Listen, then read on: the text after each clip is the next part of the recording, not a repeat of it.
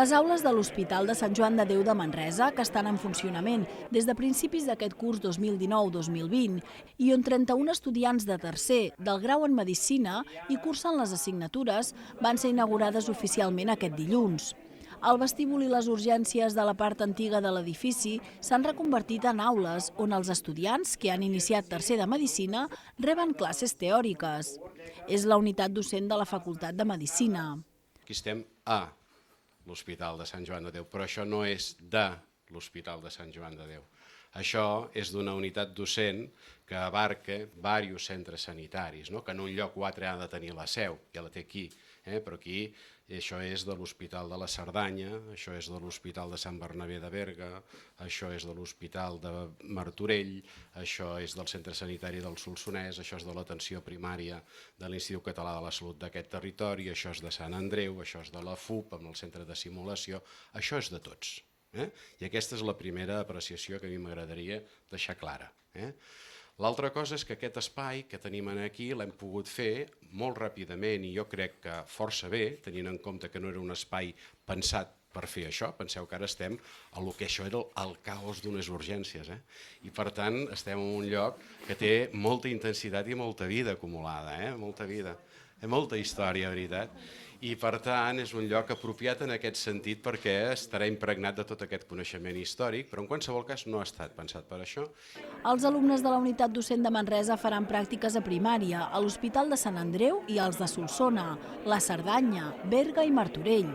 Durant l'acte d'inauguració, el coordinador de la unitat docent, el doctor Jordi Aliguer, professor de la facultat i metge de la unitat de geriatria d'aguts del Servei de Medicina Interna a Altaia, va ser l'encarregat de conduir la visita guiada per les noves instal·lacions.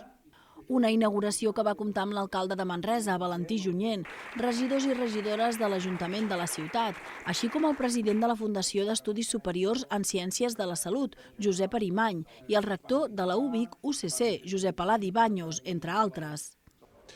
És un acte molt important perquè consagra aquesta peculiaritat de la Facultat de Medicina d'estendre's en 2 campus per poder impartir docència i la inauguració d'aquestes instal·lacions dedicades específicament a la formació dels nous estudiants de Medicina és una fita francament notable per la nostra universitat. La Universitat de Vic es troba en un moment de maduresa que destaca especialment l'acord federatiu, la renovació de l'acord federatiu per part de la Fundació Bages i la Fundació Balmes, i això ens crea una situació de futur que considero molt optimista. És a dir, a punt de donar un salt qualitatiu notable.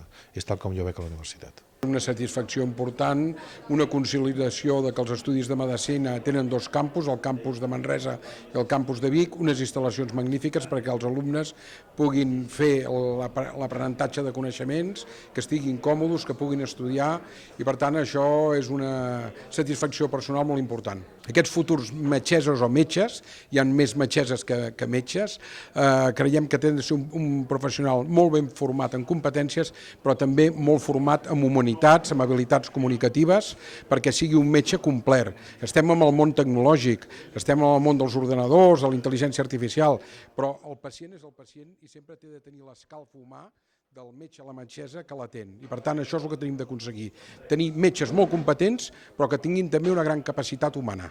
Durant l'acte, tots van coincidir en que la posada en marxa de la nova unitat docent és un pas endavant per la UVic UCC i una mostra que la federació entre Vic i Manresa funciona.